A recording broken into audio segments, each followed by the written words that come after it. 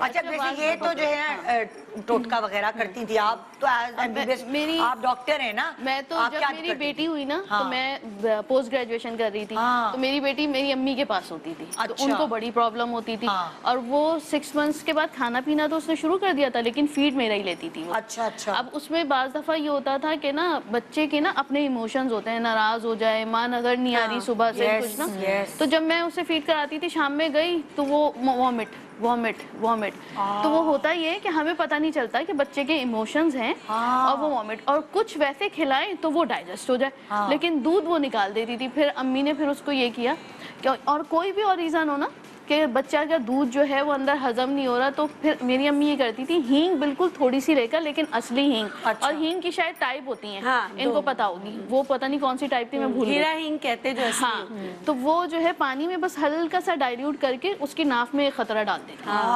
तो उससे वो उसकी जो है ना वो डाइजेस्ट कर लेती थी, वो बाहर निकालती। यकीन माने ये हींग जो है ना मैंने अपने बेटे के क्रैम्प्स पे भी लगाई, क्रैम्प्स भी, ये सब चीजें मैंने तो डाइल्यूट करके इतना सा वो लेकर और पानी मसाज करती रहती थी उसके टुंडी पे, क्या कहते हैं उसे, टुंडी कहते हैं, टुंडी कहते हैं क्या, वही वो उस पे करती रहती थी, तो इतना फर्क पड़ता था कि क्या है। एग्जैक्टली, तो वो क्रैम्प्स भी सही हो जाते हैं, बच्चों की बर्ब्स भी सही हो जाती हैं, और इमोशनली वो जो ऊपर रिगर्जिटेशन ऊपर जो दूध आ रहा होता है ना, वो भी उनको डाइजेस्ट हो जाता है इजीली। क्या मेहनत होती है ना। अच्छा, और हमारे यहाँ पे कहते हैं कि जब बच्चा पैदा हो ना तो हींग पाँव में बांध देते हैं।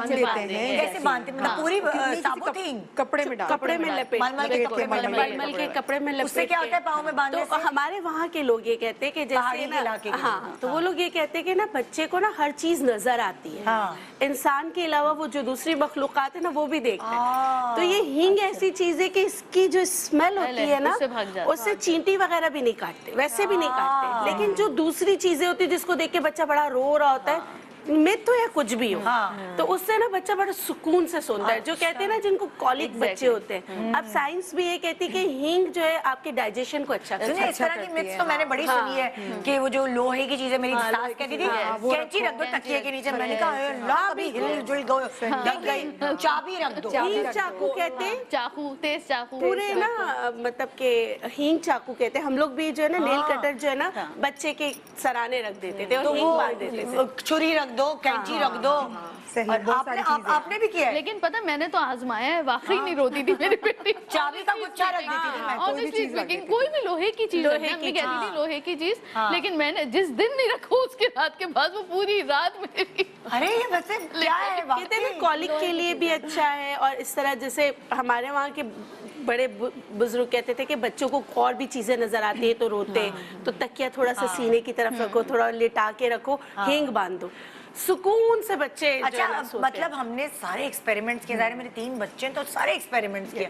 वो लंगोट गरम कर करके मेरे पेट पे भी लगाया। इसकी क्या मिथ है? मैं तो बस लगा जो बोल रहा होता था, जो मैं वो कर रही होती थी कि भाई बच्चे को सुकून, बच्चा सही हो जाए बस। तो ये क्या मिथ है यार? मतलब लंगोट धो के साफ करके, एक तो हीट मिल रही है, मतलब तो किसी कपड़े से मिल सकती है, जरूरी है लंगोट हो? लंगोट देखो बच्चे का जो होता है जिसको बांधते हैं ना, अब इसको तोड़ नहीं तो पैम्पर की जगह वही कह रही हूँ, पहले की बात करें, पहले लंगोट ही यूज करते थे, पहले वो कपड़ा यूज करते थे, तो उसमें जो इसको टोटका कहते हैं। अच्छा, अब वो जो बच्चा पहनता है वही कपड़ा आपने आयरन करके उसको सिकाई कर दी तो उसके बच्चे का दर्द खत्म होता है, बच्चे के जो क्रैम्प्स पड़ रहे हैं वो खत्म होता है, गैस खत्म। ये भी साइंटिफिक एविडेंस कोई भी नहीं, सिकाई से खत्म होते हैं, लंगोट तो हम ऐसे ही कर देते हैं, लेकिन लंगोट से ज्यादा फायदा लंगोट कर दो तो लेकिन कोई भी कपड़ा जो कोई भी कपड़ा आप कर सकते हैं। अच्छा, एक मैं अपनी फ्रेंड के हींग की बात हुई तो फ्रेंड के घर पे मैं गई थी, तो उसका जो बेबी था बहुत कमजोर, बहुत ज्यादा, तो मैंने चाहा कि मैं इसको प्यार करूं, उठाऊं, तो मुझे इतनी बुरी स्मेल आई कि मैंने छोड़ दिया इसको। मैंने प्यार नहीं किया। तो फिर मैंने इसको बोला कि क्या ऐसा हुआ, तो इसने कहा कि मैंने इसको इसलिए हींग बांधा है हाथ में ताकि मेरा बच्चा इतना कमजोर है, इसको कोई इन्फेक्शन ना हो, कोई जर्म्स ना लगे, ताकि उसको कोई उठाए ना, मेरे बच्चे को मेरे अलावा। हाँ, क्योंकि डॉक्टर ने सख्ती से मना किया, क्योंकि ससुराल वाले तो सुनेंगे नहीं, लेकिन जब बच्चे में से बू आएगी मुझे बच्चे में से खुशबू कितनी आती है पाउडर। लेकिन मुझे इसकी ये तरकीब बहुत अच्छी लगी कि आपके बच्चों की हिफाजत भी होगी, माइंड भी नहीं करेगा कोई, वरना अगर आप मना कर दें तो बहुत और पपिया कुछ ऐसी करते हैं कि गाल से चिपक जाते हैं बच्चे, प्यार ही इतना आता है, क्या करें। तो आज लोगों को ये टिप मिल गई ना कि जिनके बच्चों से दूर रहे लोग। अच्छा, बच्चों को रैशेज होते हैं, अलग अलग रैशनल क्रीम लगा रही माएँ जो है, एक्चुअली मुझे जो लगता है जो रैशेस ज्यादा हो रहे थे, मैं डायपर के पैसे बचा रही हूँ कि पूरा दिन में 2 चला लूंगी बस, ऐसा ही है। तेजाबियत भी हो जाती है किसी के यूरिन में बच्चों के।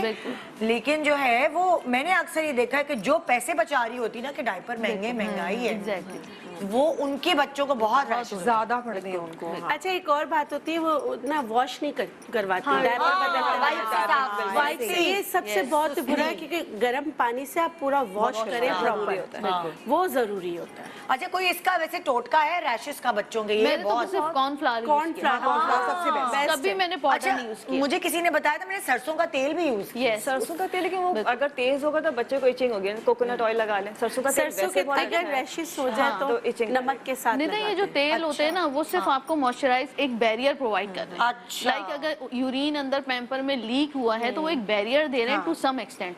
लेकिन अब 1 घंटा हो गया यूरिन पास किए हुए, 2 घंटे हो गए और पैम्पर बच्चे ने पहना हुआ, तो फिर तो इन्फेक्शन हो गई होगा। वो ऑयल का बैरियर से क्या फायदा होता है? कॉर्नफ्लावर जो है वो इन्फेक्शन का टाइम, रिटेंशन टाइम जो है कम से कम 6 घंटे आपको कवरेज देता है। यानी अगर बच्चे ने पैम्पर पहना हुआ भी है और कॉर्नफ्लावर लगा हुआ भी है तो यूरिन पास किया है तो वो कॉर्नफ्लावर से जाकर उसमें स्किन में एब्जॉर्ब नहीं होता, यूरिन का रिएक्शन उसमें नहीं होता। उसके पीएच को जो है वो 6 तक के ही रखेगा। 6 से नीचे जाएगा एसिडिक होगा, बच्चे को रैशेस होना शुरू हो जाएंगे। तो कॉर्नफ्लावर का फायदा ये होता है, बहुत बेटर होता है पाउडर्स के मुकाबले में। वही लगाना, लेकिन वॉश करना जरूरी है। यस, वॉश करना इसके बाद भी साफ वाकई सही। अब देखिए वो मुल्क जहाँ बहुत सर्दी होती है ना, चलो वहाँ समझ आता है कि चलो इसलिए वाइप से कर रहे हैं, मगर हमारे यहाँ कहाँ इतना हर वक्त सर्दी है। अच्छा, फोल्डिंग एरियाज जो होते हैं ना, वो भी माएँ साफ नहीं करती है। दूध भी आ जाता है गर्दन में, वो भी सारा ना, मैंने देखा है बच्चों के जो गपलू बच्चे होते हैं, उनके गर्दन में ऐसे दूध की यहाँ ये लाइनों में फंसे होते उनको हैं। भी ना अच्छी तरीके से पानी से साफ करके उसके बाद अगर आप चाहते हैं कि उस पर भी रैश ना हो, रैश अब हो जाते हैं, तो उसके लिए भी कॉर्नफ्लावर आप लगा लें। पाउडर की जगह कॉर्नफ्लावर लगा, तो उससे काफी बेहतर हो जाता है।